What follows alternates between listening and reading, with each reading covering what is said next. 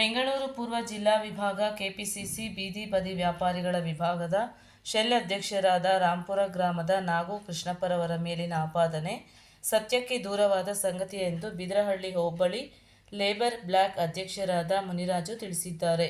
ಕಾಂಗ್ರೆಸ್ ಪಕ್ಷದ ನಿಷ್ಠಾವಂತ ಮುಖಂಡರಾದ ರಾಂಪುರ ಶ್ರೀಮತಿ ನಾಗು ಕೃಷ್ಣಪ್ಪರವರ ಮೇಲೆ ಸತೀಶ್ ಎಂಬುವವರು ಇಲ್ಲಸಲ್ಲದ ಆಪಾದನೆ ಮಾಡುತ್ತಿರುವುದು ಸರಿಯಲ್ಲ. ಅದಕ್ಕಾಗಿ ಕಾನೂನು ಹೋರಾಟ ಮಾಡಲಿ ಎಂದು ಅಭಿಪ್ರಾಯಪಟ್ಟರು.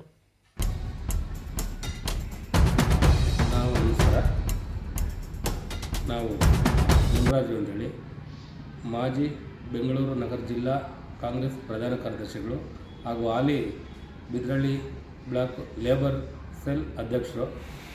ಈಗ ನಾವೊಂದು ಟಿ ವಿಯಲ್ಲಿ ನೋಡ್ತಾ ಇದ್ವಿ, ನಮ್ಮ ಏನು ರಾಂಪುರ ನಾಗು ಅಂತೇಳಿ ಬೆಂಗಳೂರು ಪೂರ್ವ ತಾಲೂಕು ಸ್ಟ್ರೀಟ್ ವೆಂಡರ್ಸ್ ಸೆಲ್ನ ಅಧ್ಯಕ್ಷರು, ಅಂದರೆ ಬೀದಿ ಬದಿ ವ್ಯಾಪಾರಿಗಳ ಸೆಲ್ನ ಅಧ್ಯಕ್ಷರಾದ ನಾಗು ಅವರು ಮೇಲೆ ಕೆಲವೊಂದು ಆಪಾದನೆಗಳು ಬಂದಿದೆ.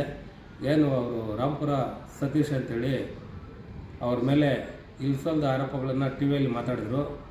ಅದು ಕಿಡ್ನಾಪ್ ಮಾಡಿದ್ದಾರೆ ಮತ್ತು ಇನ್ನೊಂದು ಅಂತೇಳಿ ಅವ್ರ ಮೇಲೆ ಸುಳ್ಳು ಆರೋಪಗಳನ್ನು ಮಾಡ್ತಾ ಈಗ ಆಲ್ರೆಡಿ ಕೇಸ್ ಆಗಿದೆ, ತನಿಖೆಯಲ್ಲಿ ನಡೆಯುತ್ತೆ. ಸಾವು ಕಾರಣನೇ ಚೇತನು ಶಿವರಾಜು ಮಣಿ ಅಂತ ಮೇಡಮ್, ಮತ್ತೆ ರಾಂಪುರ ನಾಗು ಅಂತ.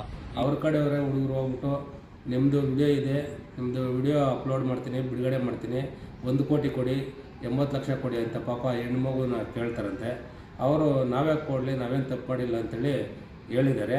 ಅದಕ್ಕೆ ನನ್ನ ಹತ್ರ ಮಾಹಿತಿ ಹಂಚ್ಕೊಂಡ್ರು, ನೀವು ಹೆದರಬೇಡಿ, ನಾವು ನಿಮಗೆ ಯಾವತ್ತೂ ಬೆಂಬಲವಾಗಿರ್ತೀವಿ, ನೀವೇನು ತಪ್ಪು ಮಾಡಿಲ್ಲ, ಯಾಕೆ ಭಯ ಪಡ್ತೀರಿ ಅಂತೇಳಿ ನಾವು ಅವ್ರಿಗೆ ಹೇಳಿದ್ದೀವಿ.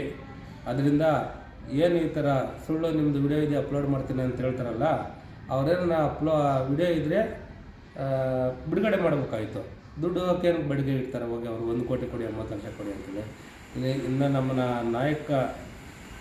ನಾಯಕರು ಒಂದು ಘನತೆಗೆ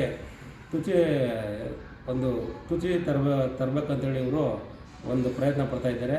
ಅದರಿಂದ ಇನ್ಮೇಲೆ ಆದರೂ ತ್ವಜವಧೆ ಮಾಡಬಾರ್ದು. ಕಾನೂನು ಏನಿದೆ, ಕೇಸ್ ಇದೆ, ಪೊಲೀಸ್ ಸ್ಟೇಷನ್ಗಳಿದೆ, ಕಂಪ್ಲೇಂಟ್ ಆಗಲಿ, ಕಾನೂನು ಇದೆ, ಎನ್ಕ್ವೈರಿ ಆಗಲಿ, ಯಾರು ತಪ್ಪಿಸಿದ್ರೆ ಅವ್ರಿಗೆ ಶಿಕ್ಷೆ ಆಗುತ್ತೆ. ಇವರು ಇಲ್ಸಲ್ದ ಆರೋಪಗಳನ್ನು ಮಾಡ್ತಾರೆ. ಅದರಿಂದ ನಾವು ನಮ್ಮ ಈ ಮೀಡಿಯಾ ಮುಖಾಂತರ ನಾವು ತಿಳಿಸೋದೇನಂತಂದರೆ, ಇಂಥವ್ರಿಗೆ ತ್ವಜವಧೆ ಮಾಡೋದನ್ನು ನಿಲ್ಲಿಸಬೇಕು ಅಂಥೇಳಿ ನಾವು